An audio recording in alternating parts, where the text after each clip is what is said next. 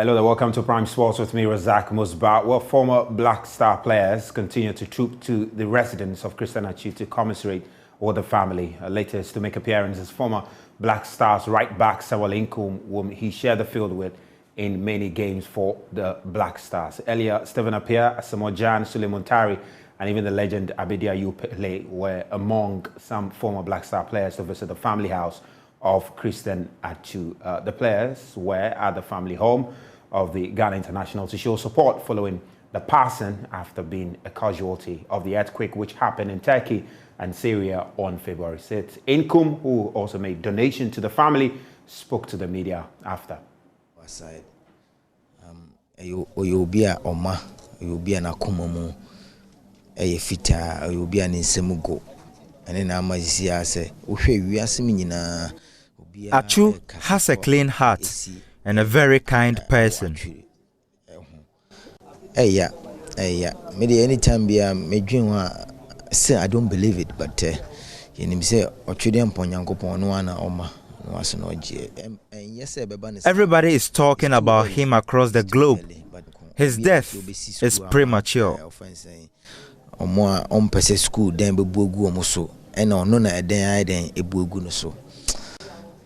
he's supposed to know that there's a question mark, but I don't know. Everybody loves him because of his good heart. Atsu is talented and a very hard-working player. 2015 or 16.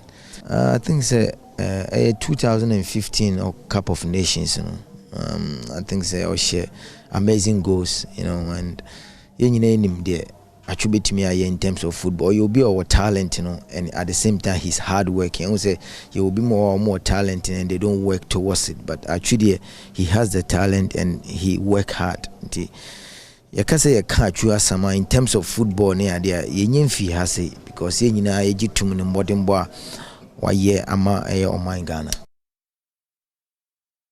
Now, the conversation on low attendance at the various stadiums in the country for the Ghana Premier League matches has taken a new turn with Executive Council member of the Ghana Football Association, Dr. Tony Obin, questioning the factual basis of the assertion that the game is not being patronized across the country. Now, joining me to assess this very latest submission by a key member of the Ghana Football Association is Bismarck Ayala, the head of sports at Inshira FM. But before I get to Bismarck Ayala, here is what Dr. Tony Obin actually said. Wonder if that thing has a factual base, because it's Accra and Kumasi that seem to be to have been suffering that. Go to Samra and tell me that fans don't go to the stadium. Go to Takwa and tell me that they don't go. Go to Bechem, fans go. I mean generally. So I think that assertion, I wonder if it is factually based, but it is because these areas create the optics. But now, if you watch the Kotoko match in Kumasi, which was played on Monday, did you watch it on TV? It was Monday evening. Look at the number of people who were there. I think it means that when Haas and Kotoko they have big following, so when they are not getting the results, some people get angry and they even don't want to go to the stadium. But again, it is also clear that if we could rearrange our timing, it may attract people. Monday, there's no football activity. I won't say no, but there are very, very few football activity, international activities. The EPL may not be playing, the Liga, which Ghanaians watch a lot. So you can get football-loving people to go there. So there are a lot of things that have to be done to attract a lot of supporters. Thankfully, the league is would be going into this league owners managed system, which they call the autonomous league system. Yeah. And I believe when we get to that point, I think there will be a more focus on how officiation will be good, because sometimes people don't go because they think, oh, this match we know the results, so we won't go and waste our time. How security will be good, and how the optics, because people watch TV because the park is nice, the jerseys are nice. People are the reason TV is that even yourself, at your TV station, they hire people like you who are nice. You know, they don't hire ugly people to be there. I'm sorry. So if the thing is nice, people will watch it. You know, so I think these are my thought. It's a personal thinking. But when I heard this, I thought, is it really, really true? Because when you go to Samurai Boy, you know, the stadium get almost full. You know, and they get revenue. When you go to there are some, for instance, Kotoku Royal is playing at Elmina. So obviously their fan base is not there. So I mean, Cape Coast is not there. So you may not get their fans going there. That one is understandable. But in other places, I think we need to support Accra, Asofos, and Kotoko so they will get a crowd. So that's Dr. Tony Obin there, Executive Council member of the Ghana Football Association, and he's also the board chairman of Ghana Premier League side, Midyama SC. Bismarck Ayala, well, you have been, you know, having lengthy conversation on this very subject, and Dr. Tony Obin, well, he appears to question the factual basis of the assertion that, look, the game, patronage for the game is declining across the country. And he makes quite an interesting point about the fact that, look, patronage in Accra and Kumasi is where it appears is declining. But in other areas like Samre Boy, you go to the Nana Ajimambedu Park, fans appear to be trooping to the stadium. So it will be quite unfair to describe the situation as a national problem. But he says it's peculiar to Accra and Kumasi. Or what do you make of this? The strongest point of Dr. Obin. We spoke to the CEO of Bebiani Gold Stars, who is Yawadu, and he was emphatic on this subject, that yes, when Bebiani Gold Stars came first in the Premier League last season, their patronage was very, very okay. But this season, being their second season, they've seen a downward trend of their patronage, and probably it was because in their first season, the whole city was so anticipatory of their participation in the Premier League, and after playing the first season, the attendance has gone down. So yes, he can make examples of Summer Boy with Summer Test and the others who are debutants in the Premier League. The anticipation is there. The folks really wanted to see them in the Premier League, and they are there, so they will patronage it. But when they get into their second season, he will witness that there will be a level of low attendances comparatively to their first season. So that is what we are saying. Number two, you see, the crux of Ghana football is about Kotoko and Hearts, Ashanti Gold. These are the glorious clubs that makes the name for Ghana football. And the numbers are there to show. Kotoko last season made up only 11% of the Babaya capacity for the whole season. He made reference to results. Kotoko were winning the league. Kotoko won the league. Even on the day of correlation, Kotoko had to open free gates before they got some substantial amount of people entering into the stadium. So it is everywhere. Now, even the point of Adriana Nana Ajimambedu Stadium, go watch the days of Herbert's of blessed memory when he won the league with Adriana. Go watch those days, the early days of Adriana, and compare it to now, the amount of people that goes into the stadium. Go to Nana Mayao Park in Bechem and compare it to last 4 seasons, last 3 seasons. You could see that there is a downward trend of participation of supporters in attendance to these various stadiums. So it is backed by numbers. It is the fact that indeed stadium attendance has been poor, and we need to find solutions to that. Bismarck, don't you agree with him when he, makes a certain point about when you go to the hinterlands, the love for the game is still there. It's still there. Even in some Division 3 games, some Division 2 games, you see fans, community dwellers encamping the pitch or whatever platform they play their game on. You see them pretty much enthused to watch the game. We saw pictures of Bechem United versus Great Olympics over the weekend, and sometimes you see fans climbing trees to watch the game in the hinterlands. All right, and he makes the point that when you go to these areas, the love for the game is still there. It just appears that in the cities, maybe in Accra and Kumasi, where the dwellers are often, entangled in many other issues, so might not be able to go and watch it. But in these rural areas, it does appear the love for the game is still there, But then he also admits that we need to make improvement when it comes to quality of the pitches, when it comes to even marketing of the game, even officiating, etc. I mean, you do travel to certain communities. I mean, do you agree with him that indeed the love for the game in the hinterlands in the country really is there? Yes, in terms of doing comparative analysis, if you compare the number of people that troops to the Baba Sports Stadium, and you do a comparative analysis with the number of people that goes to say Summer Boy to watch Summertest, yes, you will see the stadium filled. But where Dr. Aubin is lacking the real point is that if you get 2,000 people watching Summertest against Bichim, those 2,000 will be scattered at the Baba Sports Stadium. So sometimes you may get the numbers there, and in terms of the TV coverage and the picture view, they are there in their bulk. But if you scatter those same numbers at the Barbara Sports Stadium, you are going to get 2,000, 3,000 people in a 45,000 capacity stadium. So it is true. And the point is that he must speak to the other CEOs. Just as I have given you an example of Yawadu, the CEO of Baby Go Stars, who said that yes, in their first season, the supporters were there. But in their second season, they seem to have some level of discontent when they correspond the numbers in their first season to their second season. So it is true that in the hinterlands, comparatively to the cities, people go and the capacity of the stadium makes it look like, yes, there are people there. But look, everywhere you go, it's about the elite clubs. They are the standards. And Dr. Tony Obi should be worried that the club that won the league could only boast of 11% of stadium capacity throughout the season. These are the numbers that should worry any executive committee member. And the issue about marketing improvements in their pitch, and you talked about the autonomous of the league. Yes, we want to see an acceleration of the commercial value of the product. We want to see improvements in some of the issues that people have raised.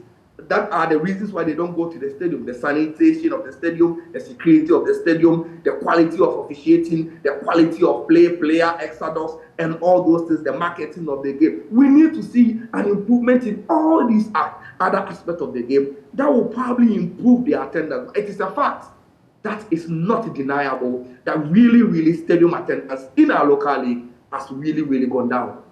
Well, it's indeed a fact, but in the latter part of his submission, he makes a point that let's help Kumasi, Asante Kotoko, and Accra Heart of Folk. And Ayala, you know, is it not problematic if we decide to build Ghana football on the shoulders of Accra Heart of Folk and Kumasi, Asante Kotoko? Because the point is that the moment these two teams begin to decline in performance, then almost everything we've built around them also suffers some decline. Is it not wise to rather broaden the approach to developing, even if it is BBN Gold Stars, making sure that these clubs are able to stand on their own, such that when the BBN Gold Stars play, if it is Legon Cities or Great Olympics, they can still attract the numbers and not necessarily make the league all about Kumasi, Asante Kotoko, and Accra Heart of Folk, so much that the only time BBN Gold Stars will get good returns is when they play Accra Heart of Folk or Kumasi, Asante Kotoko. Don't you think we should detach ourselves from that approach of building the league on the shoulders of Kumasi, Asante Kotoko, and Accra Heart of Folk, and rather broaden it so that each individual club in the Ghana Premier League will be attractive enough to draw fans, regardless of the opponent they are facing? Now you see, there are two examples to this. If you go to Spain, it has been Barcelona, Real Madrid, carrying all the other clubs. Look, the bigness of those clubs, the attraction of those clubs, it's there for everyone to see. The reason why people will invest in TV rights deal in the La Liga is because of these two clubs. The reason why Star Times will invest in the Ghana Premier League is because of Kotoko and Haas. So yes, there's a lot of advantages if we kind of rely on Kumasi, Asante Kotoko, and Accra Heart of Folk to get to where they must get to. It carries along the other clubs. In the past, where Ghana Premier League was attractive, the attraction started with these two clubs. And whether you are a Great Olympics fan, you are Okowu United fan or whatever, you still will have either Kotoko or Haas blood in you. So those clubs have been the backbone of Ghana football. And it is very important that we look to get them back to where they belong. They are like a magnet that attracts all the other clubs to themselves. Now, even in terms of attendance, if you are saying Beckham are doing well, Summer Boy, they are doing well with Summertest. Baby any Ghost Stars are doing well, Edwana are doing well. Look, the climax of these numbers are when they play Kotoko and Hearts during their home games. So it is an undeniable fact that we should all invest our time, especially for Kumasi Asante Kotoko and Hearts. And once they get to their glory days, all the other clubs and Ghana football follows up with them. Well, Bismarck, thank you very much. And that's Bismarck Ayala, my colleague with Insura FM over there. There's a big conversation on this one tomorrow at the Accra Digital Center on Asampa FM. The Asampa team are putting that together, so you want to make a date. And we'll bring you up to speed of the fallout from that conversation tomorrow on Prime Sports. We'll take a quick break and we'll come back. We have more for you here. Welcome back. Well, the US-based Sports and Education Foundation, Soccer for Dreamers, has for the second year running donated football gear to some selected male and female football clubs in the country. This is to help the footballers excel in their various career paths. Joy Sports, Harun Mubarak was there and has the rest of the story. I shall overcome all obstacles. It is not plain sailing to pursue a career as a professional footballer, especially when lacking kits and other materials needed for the sport. At times, it could be discouraging, and if conditions do not improve, the career could end, something Soccer for Dreamers want to prevent. At the headquarters of the Ghana Football Association, the US-based sports charity organization exhibited an act of benevolence.